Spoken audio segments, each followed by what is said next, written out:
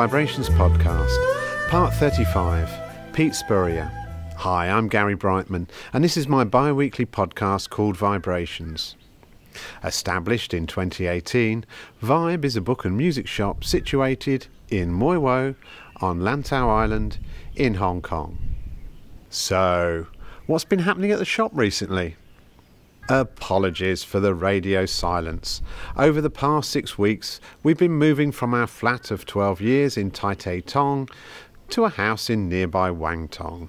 We packed 120 boxes and along with our furniture were both brilliantly and efficiently moved by the local guys of Sunrising. They moved us 12 years ago and I can't praise them enough. They're just bloody good professional movers. They took down and put up TVs, dismantled cupboards, and all for a very fair price. I'd recommend them to anyone. During this time, Vibe stayed open every single day, as it has done for almost 2 years straight now. Thanks to the Vibettes, my more than capable crew.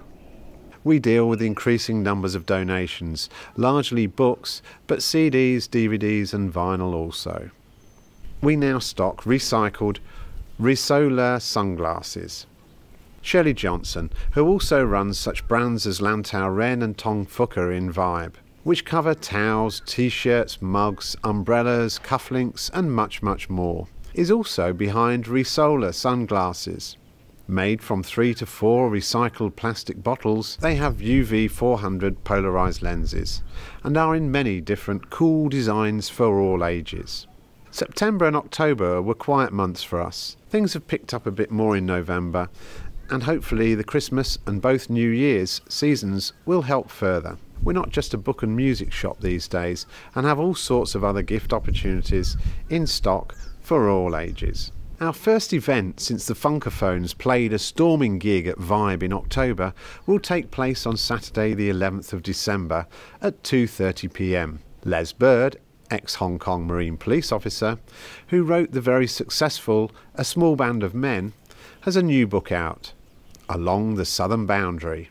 The book covers a frontline account of the Vietnamese boat people and their arrivals in Hong Kong during the late 1970s right up to 1997. Given the limited numbers of people we can safely fit in the shop, the talk will be broadcast live on Facebook at 2:30 p.m.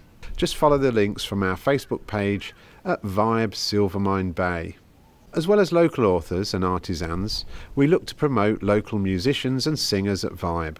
So if you fancy performing a tiny desk gig at the shop one Saturday, or know someone who may do, then please contact me directly. And so to this week's interview. Pete Spurrier is the author of 3 guidebooks for exploring Hong Kong's wild and interesting places. The Serious Hiker's Guide to Hong Kong, the Leisurely Hiker's Guide, and the Heritage Hiker's Guide. He arrived in Hong Kong by happy accident in 1993, at the end of a journey along the Silk Road through all the newly independent stands, which he only embarked upon after an old man in Greece gave him a decades-old map of Central Asia. He ran out of money when he crossed into northwest China, but another stranger told him that he would probably find work in Hong Kong. So he hopped on and off trains to get across the country to Lo Wu. He's had many jobs, including acting in TVB dramas, managing an unlicensed restaurant, teaching Vietnamese boat people, and editing a free magazine. Nowadays, he runs Blacksmith Books, which has published more than 100 titles on Hong Kong, focusing on culture, history, and the life stories of its people. The first flat he rented in Hong Kong was in Silvermine Bay, and he still returns to Lantau for hiking. Welcome to Vibe, Pete. Thank you very much. Glad to be here. Good. And as we do, we'll start with the 10 questions. What is your favourite book or author? It's George Orwell. I've always really liked his writing style, and I'll choose Down and Out in Paris and London, because it was an inspiration for me to travel. Even when you've got no money, you can still do it. I slept rough in Paris. Did you? On the first week I went backpacking in the rain in October, and I found a place where a load of people sleeping on the street, local vagrants. I thought this looks safer, and made a place in my sleeping bag. And then one guy comes over to say hello, in French obviously, which in England would be done with a bottle of cider, but he had a bottle of champagne and we shared it. Wow, yes. that's Paris, isn't it? Those tramps, they are so much better off. Excellent. Do you have a favourite musical artist? Yeah, David Bowie. Of 34 interviews, probably crops up the most, actually, I would say. Yeah, well deserved. Do you have a favourite drink? I do, actually. I love a pint of Guinness. Yeah. But it's rather expensive in Hong Kong, isn't it? So I don't treat myself as often as I would like. And, so special then. Yeah, special occasion. So we'll have one after this today. Yeah, I dare say we will actually. Yeah, Sol over there does Guinness. Do you have a life motto? I do try to follow the maxim: prior preparation prevents piss poor performance. Might be an army thing. The 6 Ps. It really sort of is a framework for getting stuff done. Favourite Hong Kong walk? I think I should choose something on Lantau, shouldn't I? Because that's where we are. You don't have to. I mean, if you have something that's typo orientated, you can. Actually, I have 2 favourite walks, and they're in opposite ends of Hong Kong. One is the Bat Sin Leng. Would you know that one? The 8 Immortals range in the Northeast New Territories. I should do, but I don't. It's like, well, it's called 8 Immortals because it's 8 peaks in a row. Okay. But it's actually 11 peaks in a row. The name is a bit misleading, but it takes you right up into the wilderness of the Northeast New Territories, where you can see everything for miles around. Really high and airy. And there's a similar one on the southwest coast of Lantau, when you go up Ling Wui Shan above Fan Lao. Yes, Fan Lao Fort. Tip. Yeah. And when you're looking down on Fan Lao from there, you can then sometimes see across to Macau. You know, you're so high up, and then you can come down to Tai O. And again, that's a walk that'll take a few hours, and you won't see anybody. It's wonderful, a real sort of getaway from the city. Yeah, it is. Yeah. That actually, a lot of people that live here on Lantau will say that's their favourite walk, and I enjoy that one. It's very sort of almost jungly in places, isn't it? It's kind of, you've got abandoned villages, you've got the fort, as you say. Yeah. There's a temple on the shoreline there. Yes. It's got everything, really. Yeah, it has. Do you have a favourite Hong Kong restaurant? I do. I would choose the Taj Mahal in Chungking Mansions. 3rd floor, Block B. Yeah, okay. Because it was the first place, bizarrely, even though I am English, I come from England, Chungking Mansions was the first place I ever had Indian food. Really? I can't figure out why.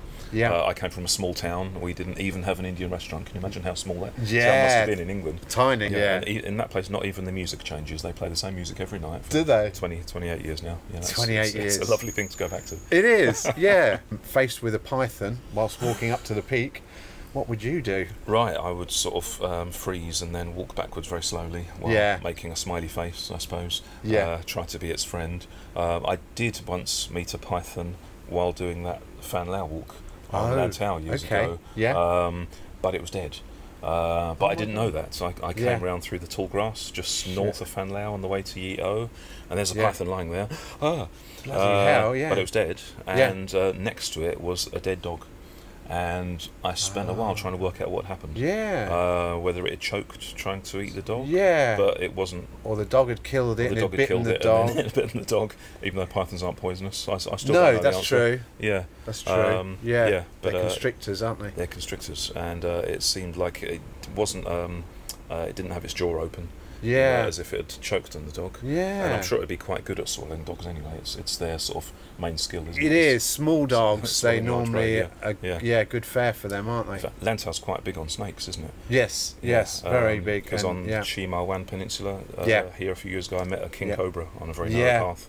And in that case, it was coming towards me, and I froze, and I think that's the right thing to do. Yeah, I'd say. What was the best advice you were given? I can tell you the most effective advice I was given, or the advice that changed my life.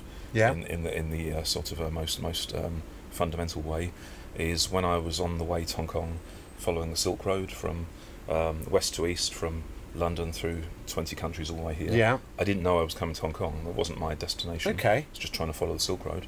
I crossed from Kazakhstan into northwest China, and then found that the little bit of money I had left wasn't going to get me any further, because China was much more expensive than the previous countries had been. I was a bit stuck there in a town called Urumqi, which is the most landlocked city in the world. You can't get further away from the sea.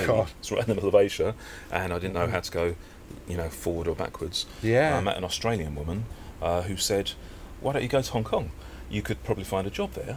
And I thought, oh, okay. And I didn't know where Hong Kong was because my map had already run out. My map only extended a little bit into China. That's interesting. So I knew Japan and Korea were over there somewhere. Yeah. But there was probably a bit of sea in the way.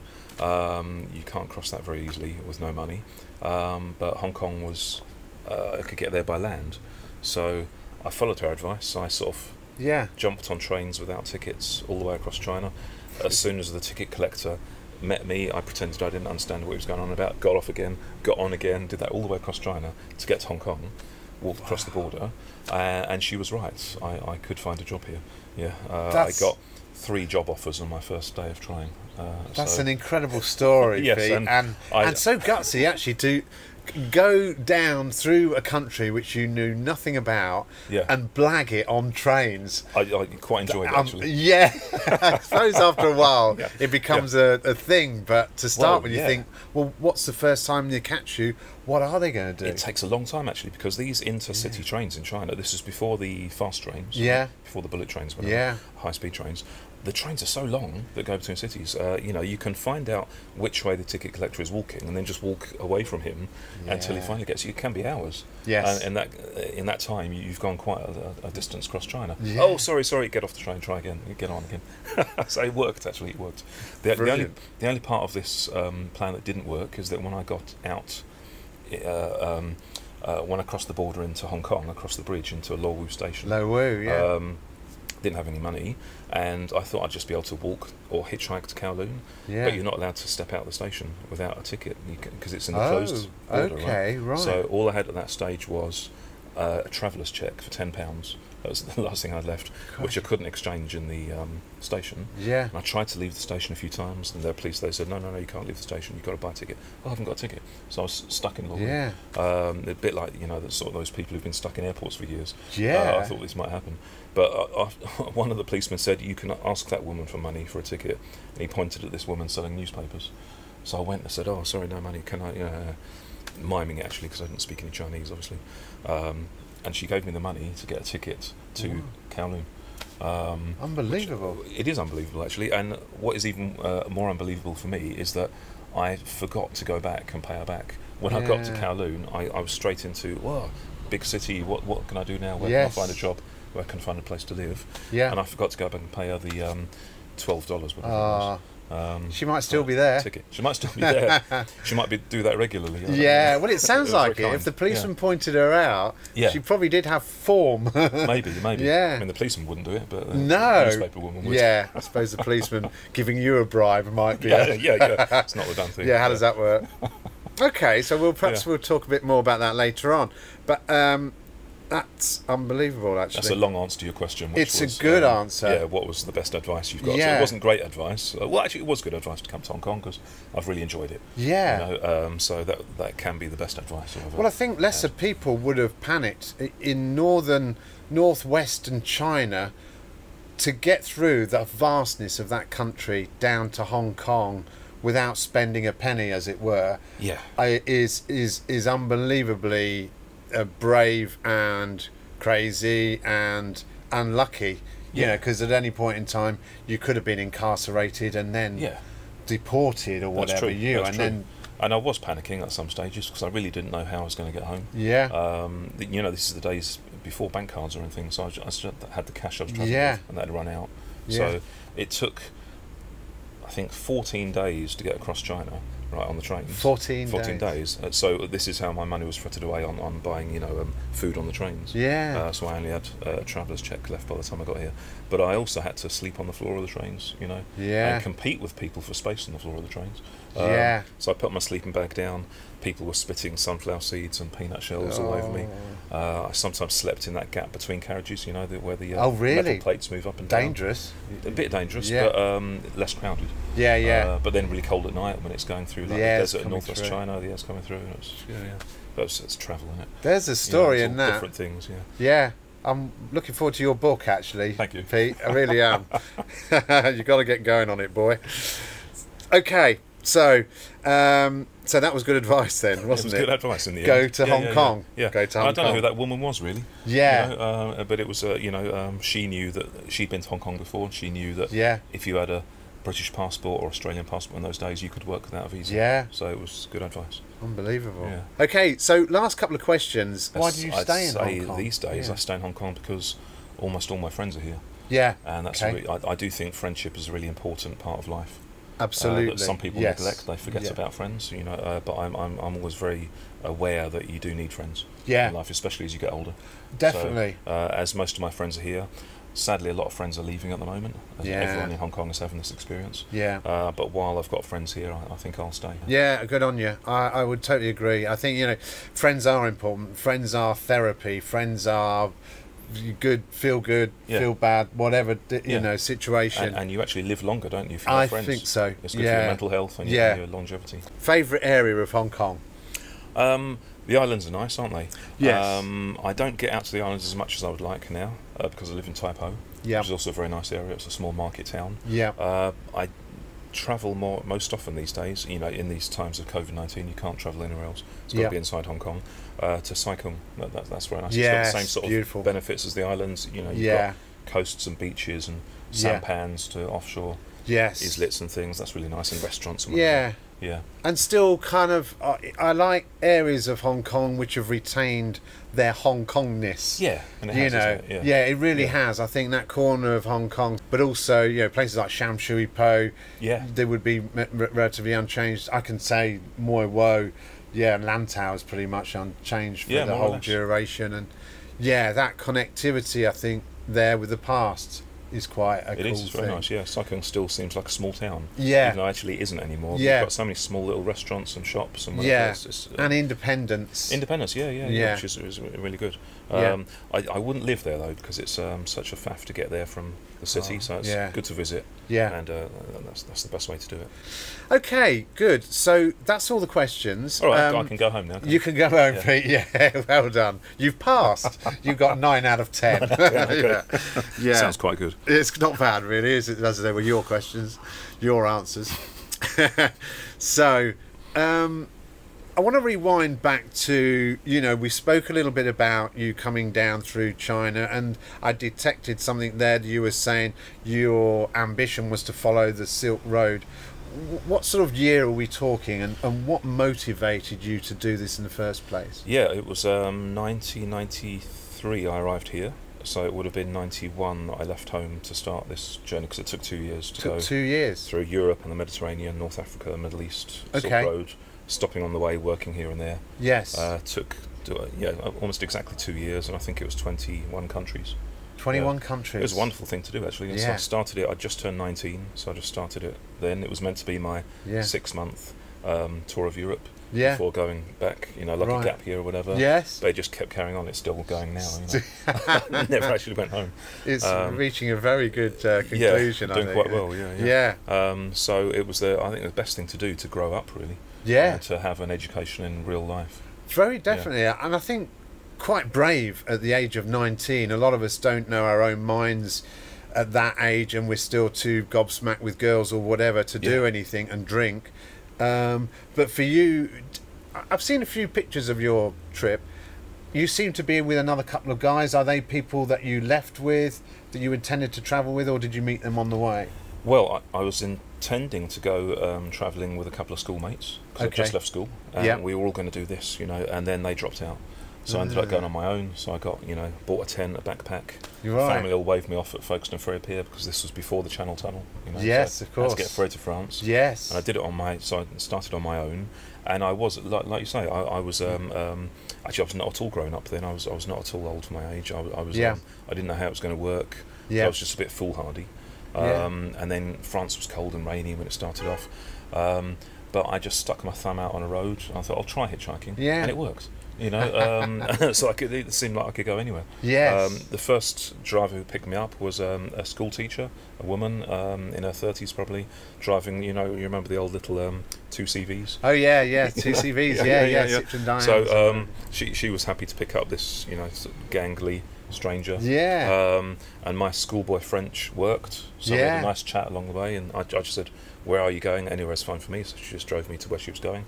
Then I got onto another road, and then another hitchhiking ride, and it seemed like it worked quite well. Yes. So, and then when staying in different cities, I was sometimes sleeping in my tent wherever. Sometimes I stay in a youth hostel. Then you'd meet other backpackers, and you'd find out you're going the same way, so you travel together for a while. Right, right. It worked quite well, actually. So yes. It was an easy way to meet people. Yeah. I miss hitchhiking, actually, because it was a great way to meet local people. Yeah. And get their sort of take local on knowledge. Yeah. And they'd often say, "Oh, don't go there; it's terrible. Go here." Yes. Or I have your dinner. Or sometimes they'd buy me dinner. Yeah. Whatever. It was a great, real way to find local hospitality. Yeah. Yeah. Because I guess that would be my two main worries about it. Would probably be the security of it. That you're going to get robbed, mugged, or even worse. Yes. And the other factor that would worry me would be the sort of loneliness factor, and you seem to get over both of those problems. Well, but I did get robbed and mugged. Really? So it is a risk. Travelling is a risk. Yes. When I look back on it now, I'm amazed that my parents let me go. Yeah, I didn't realise the risks at the time, but they must have done. Yes. And they were happy to let me go anyway, which must have been quite difficult. Very difficult. difficult. Didn't think about at the time. No. And of course, in those days there was no phones, no emails. No. So I was just sending postcards home. So that's how they knew where I'd been, not where I was. Yes. Because that took time to get there. Yeah, of course. And I would say, in 2 weeks' time I'll be in Madrid or Rome or Cairo. Can you send letters to the post office there and I'll pick them up? Okay. That was the way you communicated right before. Yes, very modern much. Sort of tech. Yeah. So they had no idea where I was from day to day. No. Couldn't afford to call home because I did a few times, and reverse the charges. But you had to go to a telephone office. Yeah. Then sit in a booth and wait for the call to be connected. That's right. It was very I remember expensive. those days. Yeah, I remember it being international calls. International calls. Wow. It was like £1 a minute or whatever. Yes. Forever. So didn't do that very often. So yes, loneliness was a thing, but that's why I enjoyed meeting other people and travelling with them. Yeah.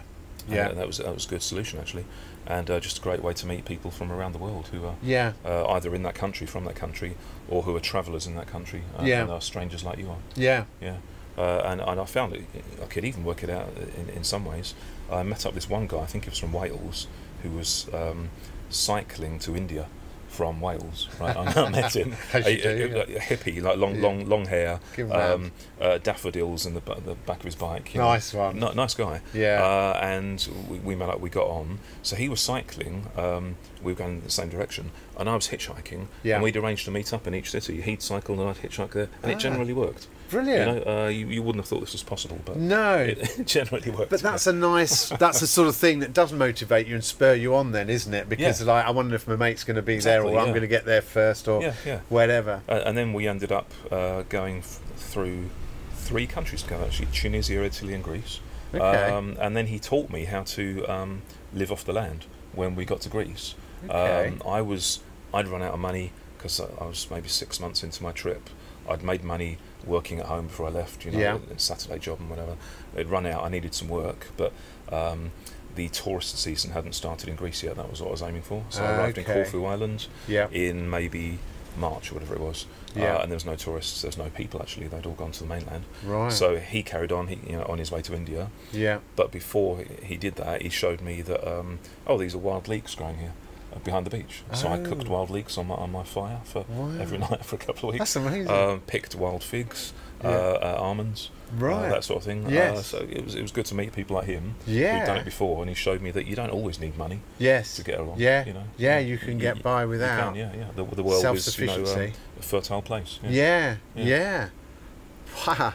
Yeah. I mean, that still just makes it even more incredible. I think that you have run out of money, and normally for other people that will be the sign to quit. I need to go back as soon as I can now and reach sanity again and get fed up by my mum or whatever. But then I guess, was there a balancing time for you that you said, right, now I'm more on the other side of the world, I'm spurred on to keep going, or were you always for going forward, never going back? The more I went, the more I was enjoying it and discovering new places. So I was thinking like, how far east can I get? And I just kept trying. So the excitement won out over worries of will I find a job to make some money to buy some food? It was all a big adventure. When you're I was 19. It's and when I'd worked out the hitchhiking worked, I could pick food from here for free. That I could sometimes get work along the way. I thought this is actually easier than I expected. The world is open to me. To travel and see it. I don't need a lot of money. It works anyway. I had to be quite. If you do this, you have to be quite willing to be hardy. I had a tent. I slept in a tent most of the time. It was cold sometimes. It was rainy.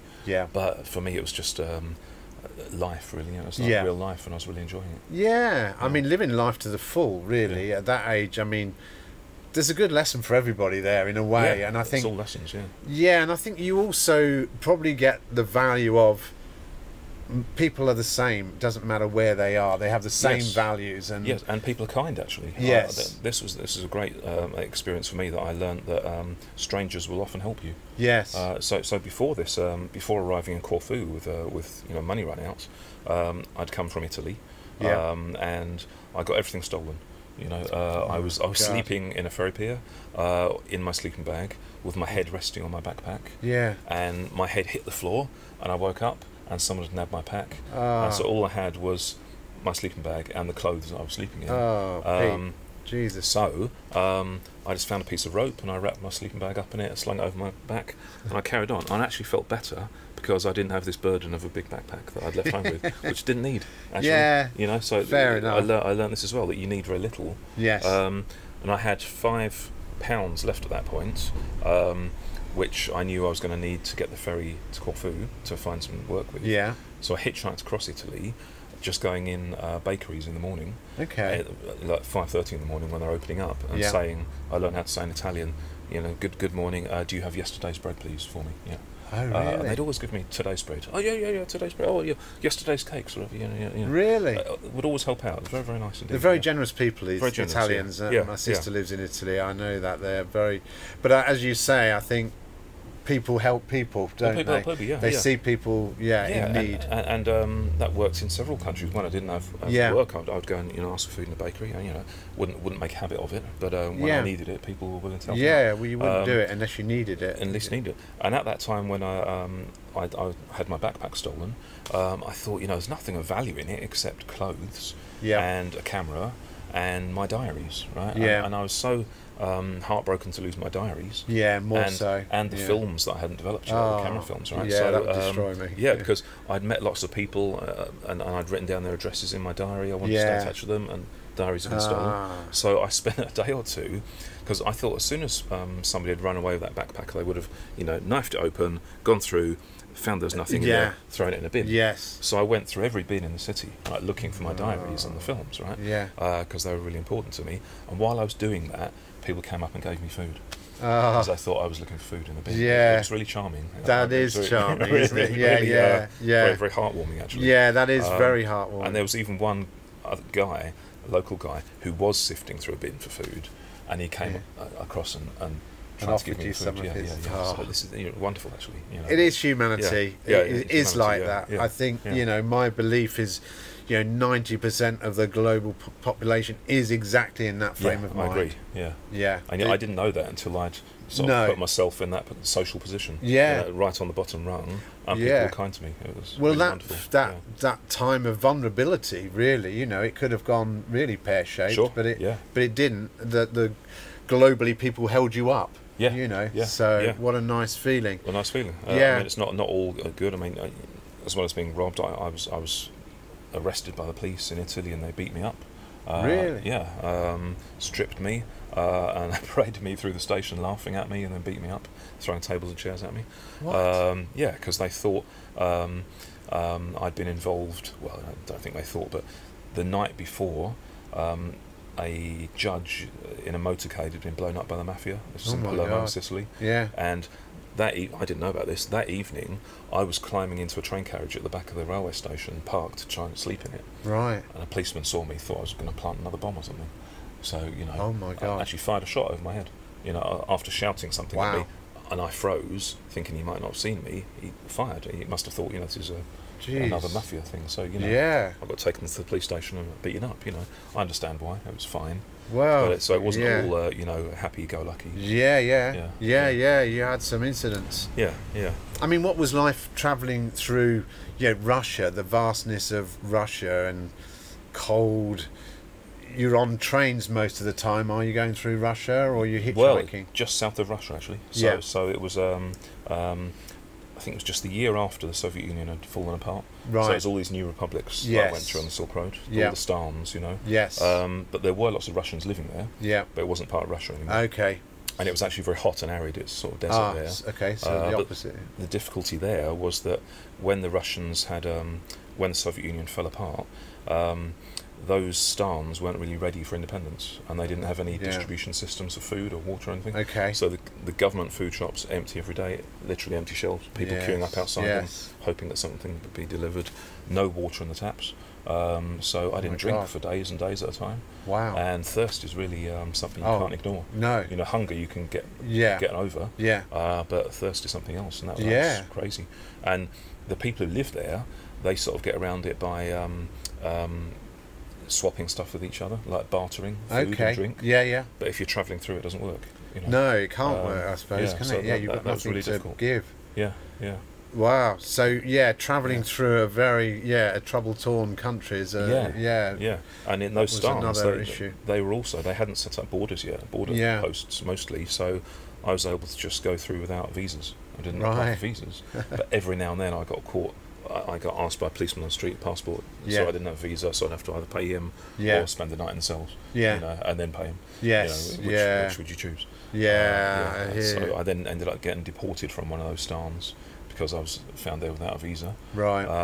And they just deported me to the country next door, for which I also didn't have a visa, but that country let me in, bizarrely. There wasn't a lot of logic. But at least they were going forward. You were still they weren't going backwards. Yeah. So that worked out well. Yeah. Luckily, you didn't get your passport stolen that time. Very lucky. I always wore a money belt. Around my stomach. So I was lucky I was wearing that in my sleeping bag when everything else got stolen. Yeah. Good God. It was actually very liberating then to have just clothes and a sleeping bag on a rope. It's like, wow, what a weight lifted off my shoulders, but also off my mind. Yeah. I was always worried about losing my camera. Yes. When I'd lost it, I didn't have to worry about it. It's gone. Yeah, what else can they take? Yeah. It's a bit like that image of sort of Tom Sawyer, isn't it? With the twig and the little knapsack on the end. That was you. It was, And in fact, that was you for 2 years. Mostly, yeah. So unbelievable. That's how I arrived on Corfu with just this sleeping bag on a rope. Then I stayed in Corfu for a summer. When the tourists started arriving, I started doing hair braids on the beach for girls, putting beads in hair, and that was good money for a summer, just living on the beach, so I didn't pay rent for a whole summer. Excellent. And doing these hair braids. And then when it was time to move on, when the summer ended, I bought myself, I didn't want to, I knew I was going to carry on travelling, but I didn't want another backpack. So I just got myself a little satchel, like for schoolboy sort of satchel. That was enough, a place for a camera and a diary and a change of socks and whatever, and a hat, and that was it. It's good enough. Yeah, and then travelling light is much more enjoyable. Yeah, absolutely. I think because that's you're doing a lot of these things on foot as well, and if you've got weight to carry. That's right. Because sometimes hitchhiking doesn't work. You have to walk a long way. Get a ride. Yeah. Okay, so that was a period of your life from 1991 to 1993. And you came to Hong Kong in the most unusual of circumstances. I'm sure that has happened probably a lot for Chinese nationals. Yes. But for sure. have done that trip. But and more dramatic ways, a lot of people swam here, to avoid the border. And done that touch base thing and all that. But you did it as a Brit down through China at that time without paying a penny. You arrive here, so you cross the border at Lo Wu and you finally get out of the station, as you say. You get into Kowloon. What's the first thing you do? Well, the first thing, I'd heard that Hong Kong was a place where you could find a job, so I thought there's got to be something I can do here. I didn't know what though. But first I had to find Kowloon actually. So I didn't know where it was. I didn't have a map.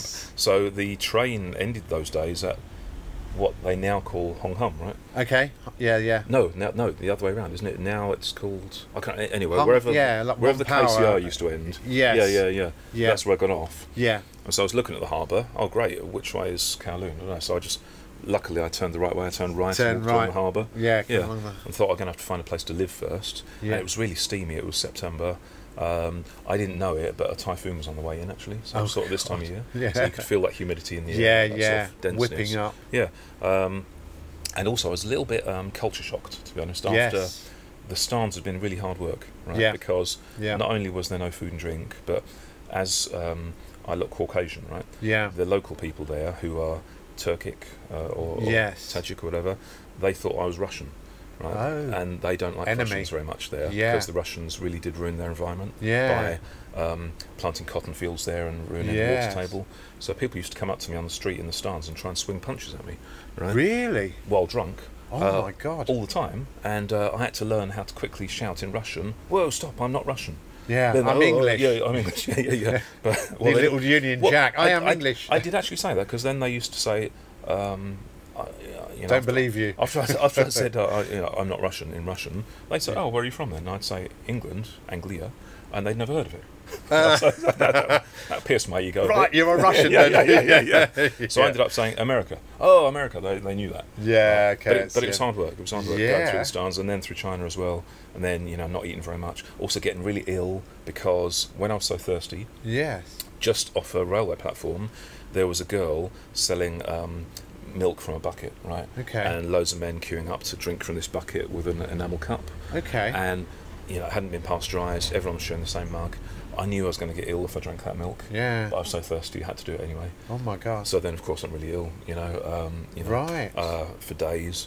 So it was hard. It was hard work, this journey. Yeah. So and also then in China at that time, on the second off through China was easier because people generally left me alone in China. Yeah. Except in those days, which isn't true anymore, people would stare at me all the time in China, right? Stop what they're doing in the street and stare at me, form a gaggle around me and stare at me, stare into my eyes without blinking. Because white people generally weren't seen in those days. So it's that's a bit disconcerting, different now. Isn't Quite it? disconcerting, yeah. I caused a traffic accident on the street one day. Yeah. I was standing on the street corner thinking, where is the railway station? Which way is it likely to be? And I could see out the corner of my eyes a guy driving this sort of tractor sort of contraption, driving in one direction and bending around to look at me. And then a guy on a bicycle cycling the other direction and craning around to look at me, and they both went whap. Oh my God! Yeah. And then the guy on the tractor jumped off and started beating up the guy on the bike. What? Yes. And it was all going. I'd been the cause of this distraction, So it was a bit like that. That is unbelievable. I mean, that's the sort of thing of you need a film, a camera for that. Yeah. So when I got to Hong Kong, I was a bit still a bit weirded out, still a bit culture shocked. Yes. So I wasn't ready yet to go and look for a job. Yeah. So I thought I need to just chill out for a few days. Yeah. So I had this traveller's check, right, for £10, the last money I'd left. Yeah. So I thought this will keep me alive for a few days. So I went to the bank to change it, and the bank said, yes, we can change it, but the commission is £5. So, oh no! so I got mad. Yeah. So I got £5. So that got me food and drink for a few days. Yeah. But it's not enough to rent a bed anywhere, No. But luckily I found, just walking up Nathan Road in TST and walking up a few stairs, I found a flat rooftop. Okay. So I lived there for the first week. Did you? So. Yeah. That was quite nice. Until this typhoon hit.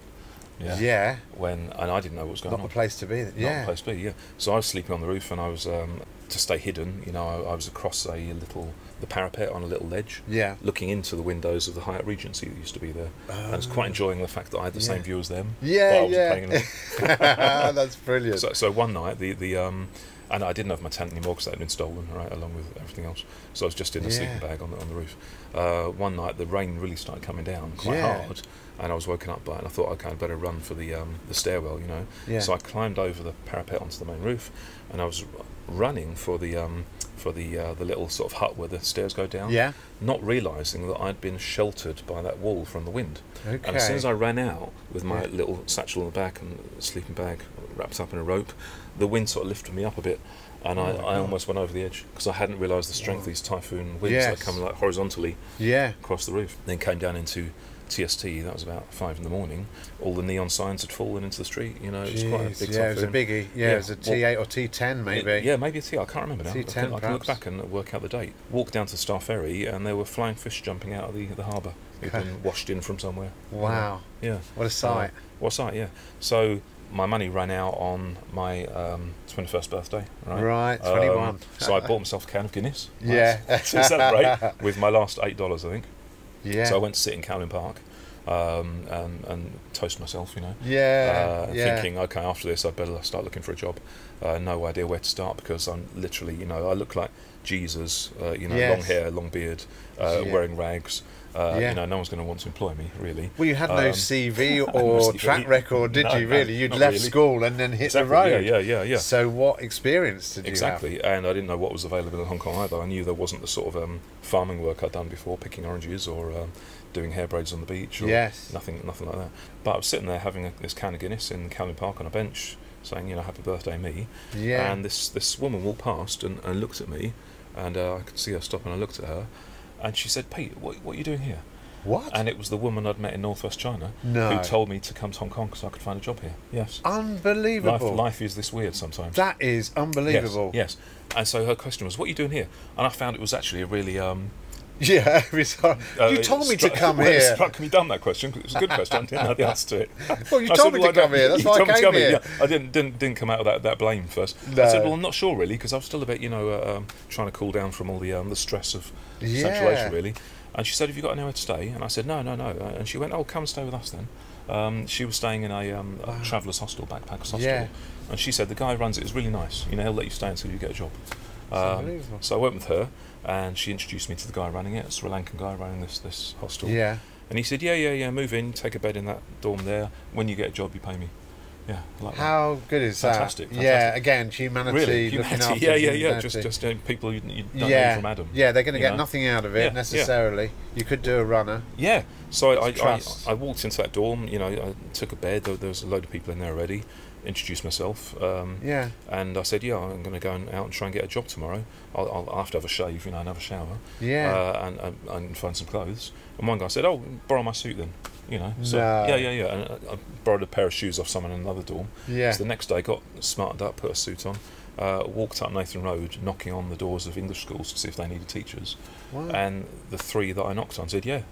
I got 3 job offers on that same day. Really? Yeah, so it was as easy as that. It was fantastic. Hong Kong was really booming then. Early 90s. Yeah. That was the time to be. It was those years before the handover. There was a little bit of a sort of a charge in the air. No one knew what was coming. Yes. But everyone was like trying to make money before it did happen. Yeah. It might have been. Yeah. And so my first job was teaching English then to local kids and adults, and also Vietnamese boat people who would come into Yau Ma Tei, to the school I was working in on Nathan Road, to be coached on their citizenship applications for Canada. Okay. Because they come in as refugees, like 5-10 years earlier. Right. They were living in like I think they called them open camps at that time, where they'd have to sleep there. Yes. They could come out and work in the day. Okay. And they were trying to get into either Canada or Australia or Britain or America or wherever, France, New Zealand, before '97. Because I think China had said it wouldn't accept any boat people still being here. Right. Then. Yeah, they had to deal with it. Yeah, okay. So I was coaching them on their sort of Canadian embassy citizenship interviews, which is really interesting, because I knew nothing about this at the time. No. And I wish I'd stayed in touch with those people, because I hope they got there. But in those days, it was harder to stay in touch, you know. I didn't have I was living in a backpackers hostel. I didn't want to tell anyone at the school that. Yeah. You know, how could they, have faith in me being, highly qualified teacher, which I'm not. And wasn't. Yeah. So I had no fixed address, no phone in those days, no phone number, no email. So I just hoped they got to where they wanted to go. Yeah, having an English native speaker there, that had a few world experiences. Yeah, it's like having travelled there, harm their chances. Yeah, some references. So you're doing that from sort of '93 onwards. How long does that? Where does that take you to? Yeah, I did. I taught English until I lost my voice, which took about 9 months. Because a lot of the classes I was doing were conversation with adults. Right. Where they just adults would come in any time of the day and join the class, and we'd just chat. Okay. I'd get the newspaper and chat about the news. Yeah. I found that really valuable, actually, to learn about Hong Kong as well. Yeah. So when I was teaching them English or just chatting with them in English, I was asking them questions about Hong Kong, right? These Yes, are all yes. business people, or air stewardesses sometimes, marine policemen, housewives, all sorts of people came What to a these great parties. term of reference. Well, yeah, and I just say, Yeah. okay, what did you do at the weekend? What food do you cook when you Yes. when you get home? Where'd you go when you have some spare time? So I learned about Hong Kong. Yeah. People's sort of society by doing that. Yeah. But it was so much talking that I literally lost my voice after 9 months. So I thought I'll have to find another job now. Or I've said everything I can say. Yeah. So I ended up getting a sandwich round, Yeah. which was a big thing in those days as well, in the mid-90s, delivering sandwiches to offices Okay. at lunchtime. Right. Which was a great deal because all the sandwiches that you didn't sell, you'd get to take them back to the hostel afterwards and sell them to your mates at half price, or eat them yourself. Yes. And it actually was a better hourly rate than being a teacher, believe it or not. Really? Yes. Says something, doesn't it, really? doesn't Yeah, it? yeah. And First it's good comes fun. food, then comes education. Yes, it does. Well, there you go. I do remember one day walking through Yeah. Wan Chai with my basket full of sandwiches, dressed in shorts and t-shirt, and meeting one of the students from the school that I just left. Yeah. And he went, "Oh, hi, how are you?" Your career's on the up, is it? Yes. Yeah. It wasn't to know I was actually making more money. But it looked like the opposite, right? How unbelievable is Yes. that? Yeah. Wow. So then I went on from there. Actually, then the guy who was running one of these sandwich rounds then opened a little illegal restaurant, I suppose. Okay. So I managed that in the evenings for him, a vegetarian restaurant, which was new in those days in Hong Kong. French and Greek and Turkish veggie food mostly, but with no license. So it was just like closed, a bit like what you'd now call a private kitchen. So I did that, and then moved on to working in bars as well. During all this time, actually, I thought I was only going to be here for a few weeks to make enough money to then go back north through China and get the train home. Okay. But the longer I worked in these jobs in Hong Kong, the more fun I was having and the more people I met, and I kept thinking, this is great. I'll stay another month. Oh, just another month. Yeah. Oh, just another one. And it's carried on till now, What makes you then get to the stage where you can set up blacksmith? Well, that didn't happen by plan either. Actually. No, I did several other jobs before that. I was what sort of jobs did you do before? Being like an extra in Hong Kong movies, they'd always need like white faces to be the full guy. Brilliant. Doing all sorts of weird things. I ended up starting up a magazine with a friend of mine because I was doing freelance editing for a while. Right. And my friend was doing freelance like house removals. And we were both taking adverts in other magazines to get work. Then he said, why don't we just start a magazine and send it around, and then we can put our adverts in it for free. That was the entire logic of it. Well, that makes sense. So we did that. It became a free magazine, and it went for 5 years. That was quite good. It was what was it called? It's called The Town Crier. The Town Crier magazine. Okay. So it must have run from 1999 to 2004, maybe 5 years. That was a totally different frame of like working and living. Met different people through that I would have met otherwise. That was quite nice. Then SARS came, right? Yeah. And 2003. 2003, yes. So and then because we were a free magazine that depended on adverts, all our advertisers were places like hotels, restaurants, travel agencies. They all went bust, and so we did as well. At that point, I didn't know what would be the best next move. I thought I like running a magazine. I might like to do another one, but this is not the right time because there's no adverts. So there were 3 people who'd been writing for our magazine, and they all had book ideas, to put books together. So I thought, I know how to do sort of publishing and printing and design or whatever. I'll help them do that then. That'll keep me busy for a few months. Okay. Who were those 3 people? Can you tell me? An illustrator called Lorette Roberts. Roberts, okay. Who sketched scenes of Hong Kong life, the street scenes. And she used to do illustrations for a magazine. And she said, I'd like to do a book about Soho District, So I can help. Very colourful area. Yeah, then Nicole Lade was our restaurant reviewer, and she wanted to do a book of cheap restaurants in Hong Kong, like a guidebook. And then Sarah Woods wrote columns about how to have days out with your kids in Hong Kong. Okay. And so she wanted to put together a guidebook about where to go as families. I helped them put these 3 books together and got them printed and in the shops, and didn't know what would happen then, but they all sold really well. Which was lucky because not all books do, but those 3 books all did well. So I thought, I'll carry on with it. The books is a thing I can do as well. So I was later to learn actually that in publishing in general, I think like in the West, like London and New York, big centres of publishing, I think 8 out of 10 books fail, lose money. Right. And 2, make enough money to carry all the others, right? So I was and I found that here in Hong Kong, my ratio is much better than that. I find that 7 out of 10 books I do succeed, and 3 don't. But that's fine. But how lucky is it then that the first 3 I did succeed? Because those first 3 could have been 3 failures. And I would have stopped there and then. I would have thought this is impossible. There's a hell of a lot of work to do to put a book together before you ever get it on a bookshelf. And it's only at that point you find out whether it meets the needs of the readers, whether it strikes a chord with the people. It's a complete gamble. So your part in the publication of those books was the sort of the formatting, and then the word processing part, and then finding. I mean, Hong Kong's not short of printers. And also a publisher sort of takes the risk as well. You know, the financial risk, and then pays royalties to the author if it sells. So that's what I did there. That's the sort of traditional method, and I've carried on with that. But now it's been a long time. It's been maybe 18 years even. So I didn't plan it. No, and it is quite a hard trade to succeed in the book selling world. You've got to find places to sell your books. I'm so glad to know you, Gary, and I'm so delighted that you put my books on your shelves. Oh, well, absolutely. I put your books on my shelves because every one of them I would buy, and I do buy myself and read myself. Yes, you do. I know you have done. Somehow we're in sync on our taste. Yes. I absolutely love the things that come from Blacksmith Books. Lovely, thank you very much. I appreciate your support, and small bookshops in neighbourhoods around Hong Kong. It's the way to go, really. And this is why I've always focused on books about Hong Kong. And not tried to go wider than that, because when you go on more wider subjects, you're competing with big publishers from overseas. So it's just a small niche, but it does generally work. I think children's books as well you do very successfully, don't you? With a local angle. With a local angle, with an age angle. And certainly we get many parents in here saying, I'm going to a party, I want a bunch of kids' books, but I really want them with a Hong Kong twist. I want the kids to be able to relate to them. That's right, and learn something about where they live. And if they've got some green environmental things in there, also good. Even better, even better.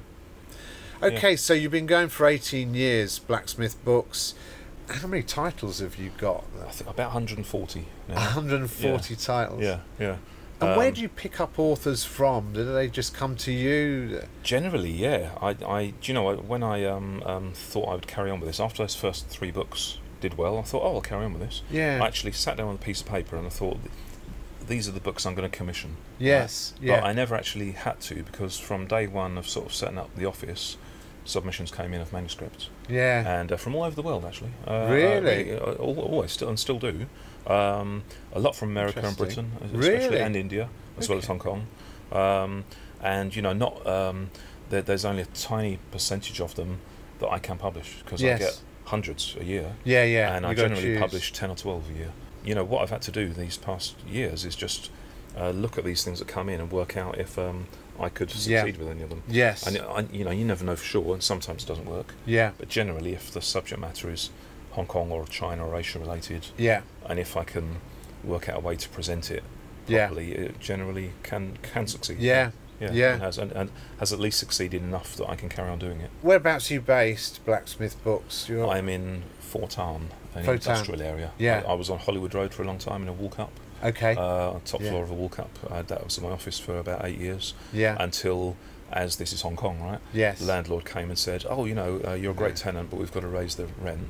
And they tripled it. We like you so much. Exactly. We feel we can steal another 2/3 off of you. But not that much. Only in Hong Kong. I see. So I took the cue to move to an industrial building, which is actually a lot more practical. So it's got big goods lifts, so I can get those little sort of forklift things in with pallets full of books, and I can send books out quicker and get them in from the printer easier. Because logistics are a big problem, aren't they, with books? They're heavy. They're heavy, and you need space to store them, which you don't have in Hong Kong. So I'm in one of these old 1970s industrial buildings, which was built originally to make plastic flowers, plastic toys for export to the West, made in Hong Kong. Made in Hong Kong, exactly. Back in the 70s. And now they're great, actually, because you've got tall ceilings, so you're able to build shelving quite high. They're just basically concrete shells, but they really work. They're very practical. And nowadays you find that all sorts of businesses are in these industrial buildings. So in my one, next to me, there's I think there's 8 units on my floor, so I'm running a publishing company. Next door there's an import-export company. Next door to that there's a warehouse for oranges, for the orange juice factory downstairs. Brilliant. Next to that is a pool room, which I think is just for rich kids at night. They rent it just to be their rumpus room. There's a photo studio. Downstairs there's an organic Italian restaurant without a license. There's a techno disco, only on weekends, which is full of French teenagers. How they hear about it, I don't know. It's great actually. Yeah, that is a very Hong Kong model, really isn't it? As you really say. And I love those big warehouse buildings with the big wide lifts and you know, they're the big scale to them. Mechanical stuff that works. Exactly. Yeah. They're like Lego Meccano sets or whatever. When I moved in, when I looked at the place, the landlord, really nice guy actually, a local guy. He said, "I think you'll like this. You're an English man, you know. You'll like this office because look at the view." And it's true. I've got these sort of tall windows. You know, it's all 50 years old, it's built in the 1970s. But we're looking out on the mountains behind Shartin, with granite outcrops on them, and little villages studded here and there. And my landlord says, "Look, it's just like Scotland." He's not completely wrong. Just like quite similar without the snow. It's quite similar, yeah. And so I really like it because I get a lot of sunlight in. It's very nice. So that stayed the same for about 4 years, and then of course this is Hong Kong. A housing estate got built in my view. But that's always yes, happen, I saw that on Facebook. There you go. Yes. In fact, not only that, didn't you get the quarantine blocks going up? Exactly, because before that public housing estate was finished, it was then used as the government quarantine towers, and I was sent to them to go to quarantine.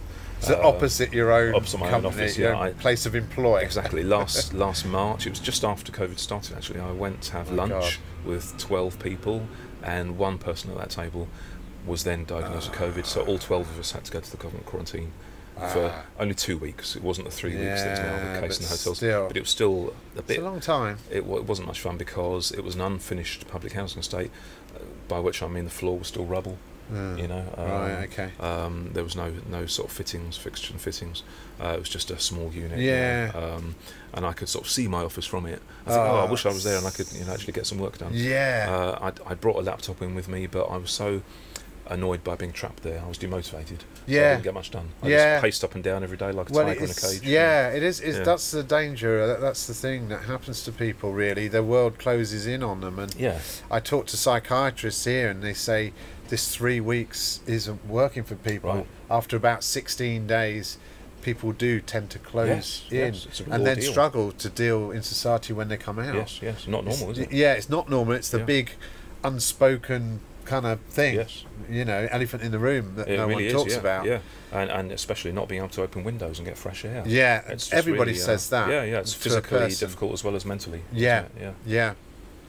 Okay, so look, getting back on track, some of the books that we sell here, what are your best sellers, would you say, at the moment? Maybe top 5 or whatever. I couldn't possibly say. No. Because I'm not doing my job, am I? If I did my job, I'd give you the figures, wouldn't I? Right. Yeah, that's true.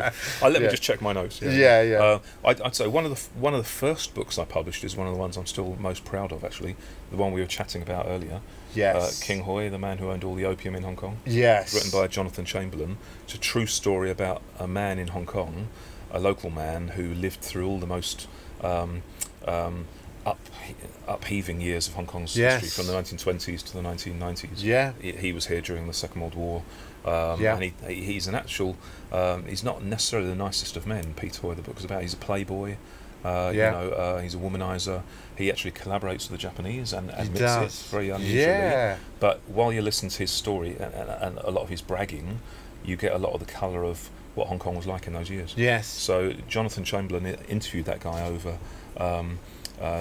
dinners on Cheung Chau over many months with a voice recorder, and spent a year or two putting it together. And I'm very glad he did. And I'm very glad he brought it to me to publish. I'm quite proud of it. I think it's a great element of Hong Kong's social history. It is. I mean, I would absolutely. That was the first thing I said to you, wasn't it? We rearranged this meeting many times, and I said, look, really, I've just finished that book, and I would say here we are in October. It's by far the best book I've read this year. Wonderful. The King Hoy book, the story, the way it takes you, as you say, through 70 years of Hong Kong history. It's a real social document. It is. But with a bit of spice in there as well. A lot of spice. And you don't know if he's always telling the truth. No. Because he is a big-headed man. You know, he's a playboy. He was born rich, then lost it all, then gambled and made money, then lost it again. It's an up and down story. Yeah. But whether you believe him or not, it's a good story, isn't it? It's a great story, and I would urge anybody that I'm going to be pushing that book hard from here on in. Just because it is the best book I've read probably in a couple of years, actually. So really enjoyable. One of my favourites as well. Yeah. Any others that you would pick out, Pete, do you think? Or? Well, I'm looking at your lovely shelves here now, actually. You have a lovely display of all sorts of books about Hong Kong. Yeah. So there's a good place to come to look at them, isn't it?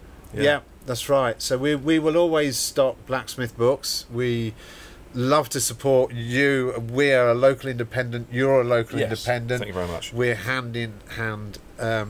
How do people get in touch with you? What's the website and the? Yeah, if anyone wants to have a look at these books about Hong Kong, because there's more than 100 up there, it's blacksmithbooks.com. Can't say easier than that, can you really? Just look for Blacksmith Books on any social media. Yeah. Same on Facebook. You'll find it under Blacksmith Books. Yes. Or just pop into Vibe here and have a look at the shelves. Yeah. Pop into Vibe, and we will have increasing amounts of Blacksmith Books here, I think, from here on in. Yeah. Okay, that just remains for me to say, Pete Spurrier, thank you very much for coming. Thank you for having me. Our next and final podcast this year will be a Christmas special. Martin Molden will be interviewing someone posing as Gary Brightman. You can listen to all our VIBErations podcasts published on Spotify, Google Podcasts, Apple Podcasts, Podbean, Amazon Music, TuneIn and Alexa, Stitcher, Listen Notes, Player FM, SoundCloud and a few others. Or you can watch on our YouTube channel under Live at VIBEHK, or follow the links from my website at vibehk.com. The opening and closing music is from my good mate in Tong Fuk on Lantau Island, Pete Millward. It's called Green Island Dub by Celestial, and it's on the Retrospect vinyl album, on sale at Vibe. Finally, a reminder that Vibe is open 7 days a week, every day of the year, from 12 noon until approximately 6:30 p.m. Well, that's it for another week. Thanks for listening to the 35th Vibe Book and Music Shop podcast called VIBErations. I'm Gary Brightman. You get my vibe? Can you imagine what this old island must have looked like to those Dutch sailors when they first saw it? Fresh green. Like a dream of a new world. They must have held their breath. Afraid it would disappear before they could touch it.